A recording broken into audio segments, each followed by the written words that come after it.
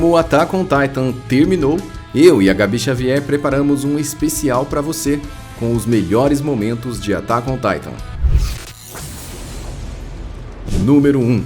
A queda das muralhas e a mãe do Eren sendo devorada. Aqui, já no primeiro episódio, nós descobrimos que essa não é uma história bonitinha. É uma história de terror, horror e sofrimento humano. Vários sentimentos passam pela nossa cabeça quando a gente vê uma criança tentando salvar desesperadamente a sua mãe que já não consegue mais se mover debaixo dos escombros. E ali vem um titã. Ele não pode fazer nada e ele precisa ver ela sendo devorada na sua frente. Com essa cena impactante, o primeiro episódio se encerra. E pelo menos pra mim, esse foi o momento em que Attack on Titan me convenceu de que essa era uma boa história. Essa cena converteu muita gente ao shingequismo. E se você é adepto ao shingequismo, dê um like aqui pra eu saber. O número 2 é a Sasha oferecendo metade da sua batata roubada. Attack on Titan tem o dom de mesclar comédia com acontecimentos terríveis e até alguma agonia de fundo. Entre esses momentos cômicos estava a Sasha, que sempre nos salvava de todo esse clima tenso e sufocante que Attack on Titan passa. Ela era o nosso refúgio, o humor no meio do caos. Como se fosse uma boia em um denso oceano. Ela, totalmente despreocupada, ofereceu metade da sua batata roubada, como se ela não entendesse a gravidade da situação. Ela estava ali apenas querendo se alimentar, uma caçadora nata, que estava pronta para fazer de tudo para conseguir a sua refeição, nem que para isso ela tivesse que dividir. Número 3. O Eren tentando se equilibrar no equipamento de manobras 3D. O Eren sempre foi obstinado. E nessa narrativa, nós conhecemos ele desde criança com sonhos de liberdade.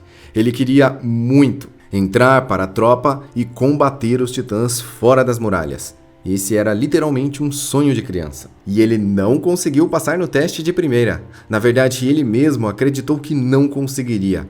Mas o seu equipamento estava adulterado.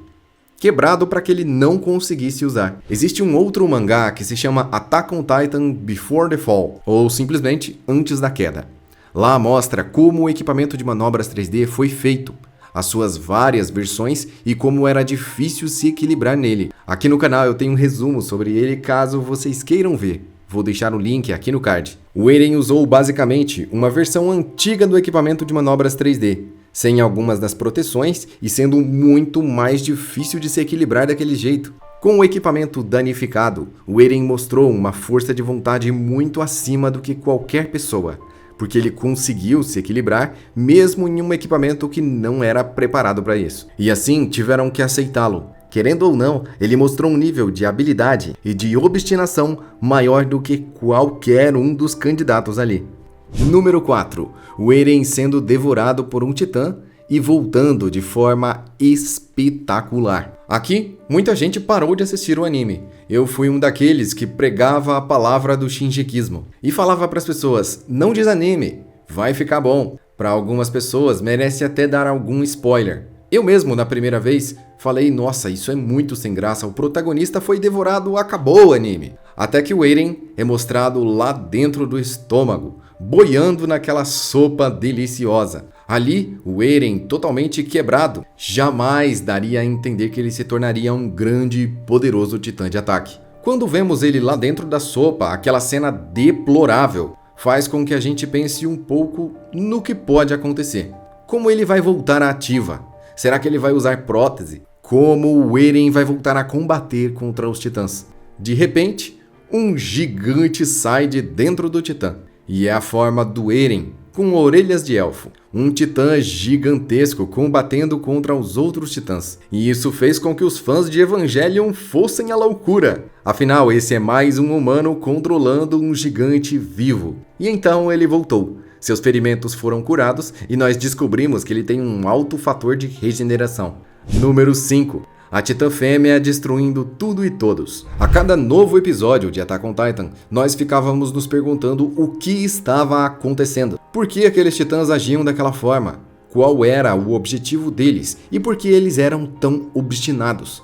Um grande mistério que deixou uma grande interrogação durante muito tempo foi a Titã Fêmea. E a Annie fez com os soldados da tropa de exploração exatamente como ela fazia com os gafanhotos. Ela pisou em cima deles e os tratou como lixo. Sua motivação principal era voltar para o seu pai e dar uma qualidade de vida para ele. Afinal, apesar do Sr. Leonard não ser o seu pai de sangue, ela se sentia no dever de oferecer para ele uma boa qualidade de vida. E isso justificava todos os atos violentos que ela fazia em Parades. A descoberta da Annie foi um choque na história. Afinal, ela sempre foi uma ótima atriz. E existe um OVA só dela, chamado The Lost Girls Parte 1, onde é mostrado a Annie em uma missão da polícia militar. Ela é uma personagem-chave para toda essa história, e nós conseguimos acompanhar cada passo da evolução da personagem de acordo com o que ela ia se mostrando. Depois, ao ficar presa no cristal por tanto tempo, ela não teve uma importância tão grande na história,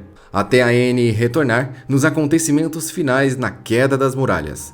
Número 6. Revelação do Reiner e do Bertholdt. Essa com certeza é uma das cenas mais famosas e mais épicas de toda a história. Todo mundo que o Eren confiava ou tinha amizade de alguma forma eram no fundo inimigos. Ele nunca conseguiu fazer amigos além da Mikasa e do Armin. Todos os outros eram traidores. E entre todos aqueles recrutas, ele se aproximou exatamente do Reiner, do Bertholdt e da Annie. Com ela, ele aprendeu parte das artes marciais.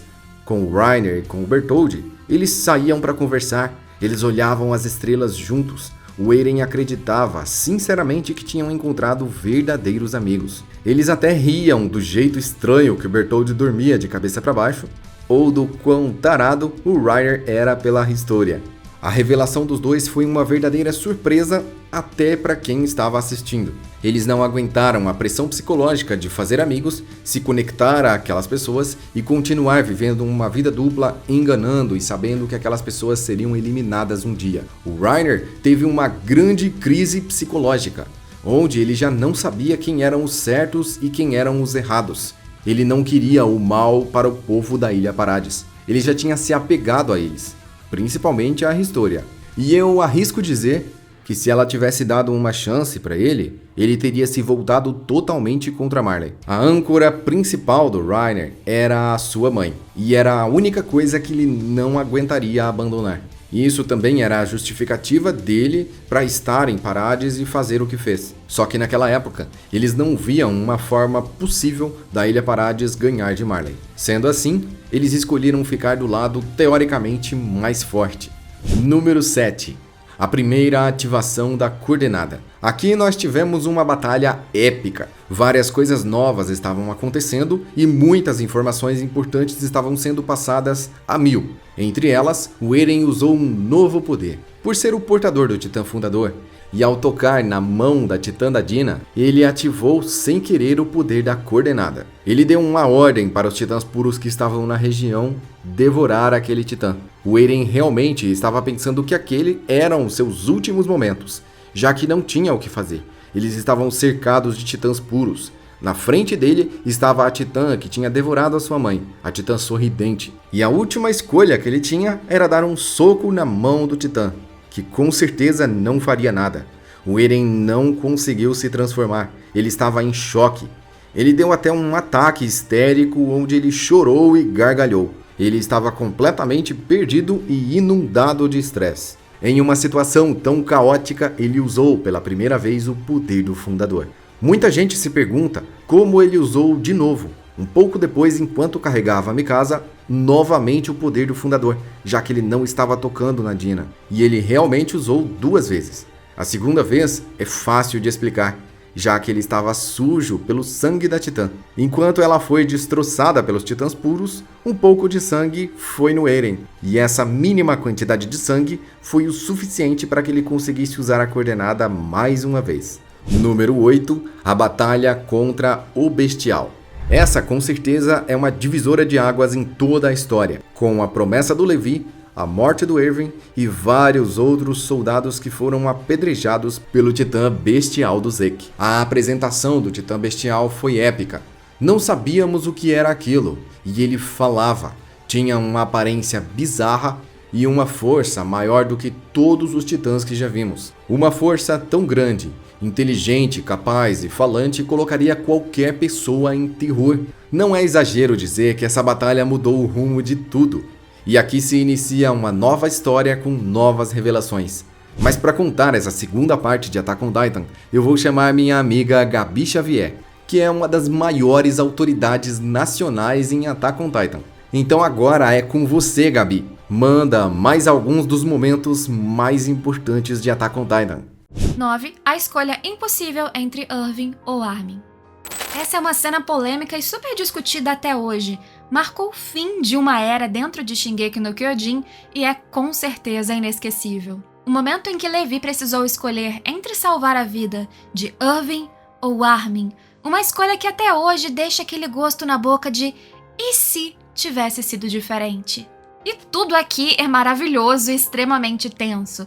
Desde um Armin carbonizado ali no canto, um Irving praticamente morto, um Levi perdido sem saber o que fazer, um Flock dizendo que eles precisam depender de um demônio para se salvarem, um Eren banguela desesperado chorando, uma Mikasa querendo trucidar o Levi sendo ali impedida pela Hand, é o caos, desespero total. E no final, a decisão tocante é, na verdade, um desejo de descanso para o Irving. No leito de morte, ele ainda se apegava àquele velho sonho. Qual é a verdade por trás dessas muralhas e será que ele não merecia chegar no porão? Pois é, mas o Levi pensou, e depois disso? O que existe para ele lá fora? Será que o nosso trabalho não acaba aqui? E agora a gente tem, bem clichê mesmo, que apostar no sonho dos mais novos?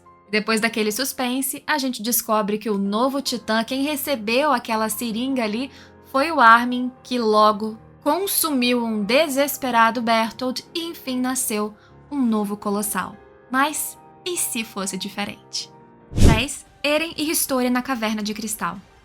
Eu amo muito essa cena e eu acho ela uma das mais intensas emocionalmente em Shingeki, porque é o primeiro momento que nós descobrimos, junto do protagonista, uma grande e importante parte da verdade daquele mundo dentro das muralhas.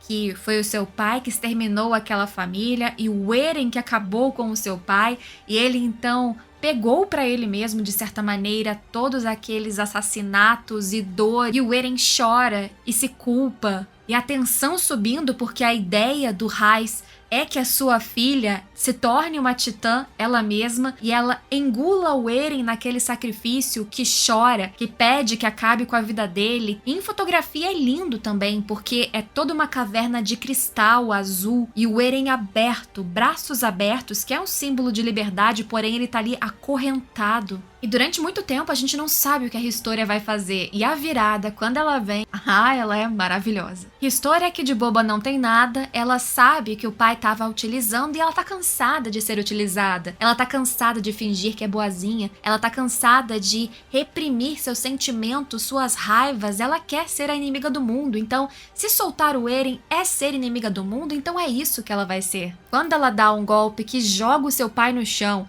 quebra a seringa e ela sobe pra soltar o Eren, mandando ele parar de chorar, a música Zero Eclipse subindo no fundo, como diz a música, se o destino deles era ser despedaçado, então que eles façam isso juntos. E que coisa que muito tempo depois ela tenha virado, de certa maneira, uma grande cúmplice do Eren num grande eclipse de sacrifícios que ele mesmo começou. 11. A descoberta do porão. Essa foi a cena mais esperada de toda a história de Attack on Titan, porque quem não queria saber o que estava naquele bendito porão da bendita chave que o Eren ficava carregando no pescoço? E eis que eles chegam no porão.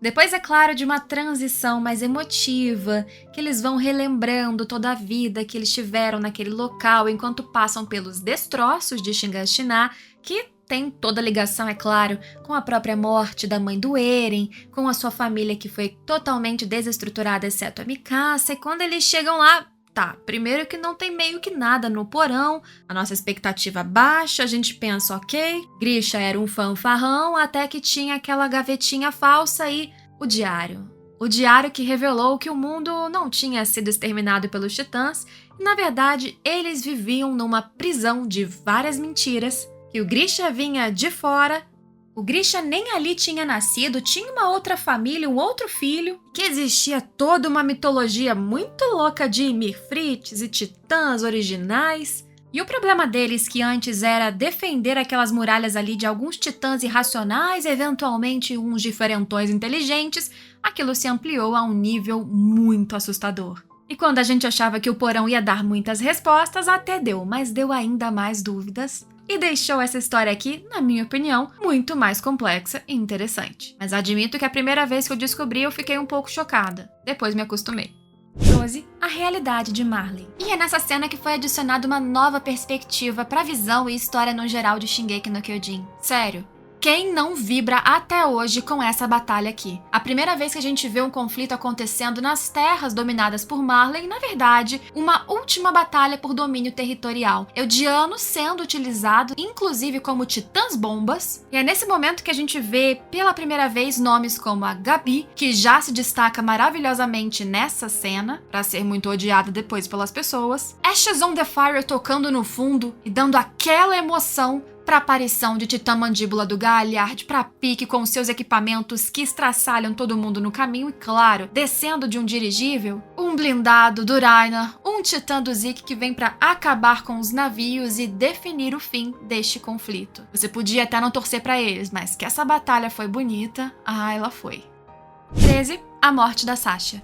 Essa cena gerou traumas profundos até hoje, é quando todo mundo se joga no chão e grita e se desespera, a morte daquela personagem que ninguém queria que acontecesse. Mas aconteceu. No final de um conflito extremamente sanguinolento, depois de uma declaração de guerra, a menina Gabi tinha visto vários dos seus morrendo na sua frente. A primeira vez que ela viu, de forma tão drástica, uma guerra acontecendo. Pelo menos estando do lado dos derrotados. E aí ela sobe no dirigível dos inimigos com uma arma que, nessa altura, você já sabe que é um perigo na mão dessa garota. E quem estava na sua frente, infelizmente, comemorando a vitória, uma Sasha. Sasha, que por acaso, inclusive, já tinha cruzado com a Gabi nesse mesmo campo de batalha. E ali, olho por olho, dente por dente, tiro por tiro, a Sasha é vítima dessa única bala que leva sua vida embora, enquanto ela pensava o quê? Na comidinha deliciosa que ela teria de repente depois dali. A mulher tem carisma até na hora de morrer. E sério, doeu. Não tem como não doer. É choro, é grito, é lágrimas, é crianças apanhando no fundo, a cena é fortíssima. 14. O drama da Gabi e Falco. Depois de uma dramática cena em que a Gabi atirou na Sasha, as duas crianças, Falco e Gabi, acabam sendo levados como prisioneiros para Parades. E sem dúvidas, um momento muito impactante de quando eles estavam lá é quando Gabi discute sinceramente com Kaia, que teve a sua mãe como uma vítima do ataque de titãs de Iragako, a vila que foi transformada pela fumacinha ali do titã do Zeke em um ataque de Marley. E num diálogo aos gritos e lágrimas e muita sinceridade, Gabi começa a aprender que a vida não é apenas vingança, raiva e ódio para tentar combater o que você acha ser injusto. Perdão, empatia e compreensão de que o mundo é muito mais complexo do que parece é fundamental, e ali a Gabi começa a entender, e quem for um pouquinho mais atento começa a compreender também a verdadeira mensagem de Attack on Titan. 15. A decisão do Eren de mudar o mundo.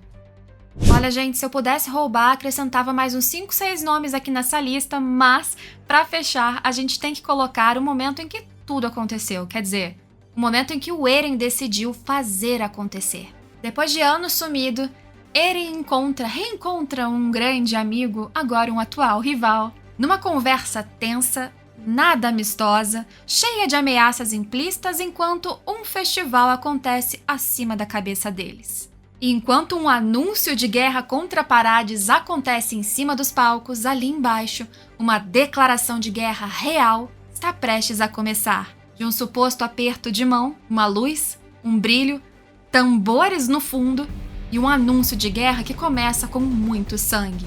Inocentes sendo destruídos no prédio acima de Eren, Rainer e do titã de ataque, que surge das profundezas monstruoso, acabando com o showman da noite, Willy Taibo. Essa é a primeira vez que Eren aparece tão destinado a atropelar inclusive inocentes para, em tese, proteger os seus ou para continuar avançando. Valeu, Gabi Xavier, muito obrigado pela sua participação aqui no canal Anime no Kokoro. Attack on Titan foi uma obra épica, e esse anime que durou 10 anos, com certeza vai deixar muita saudade. Nós esperamos ansiosamente que venham mais coisas por aí.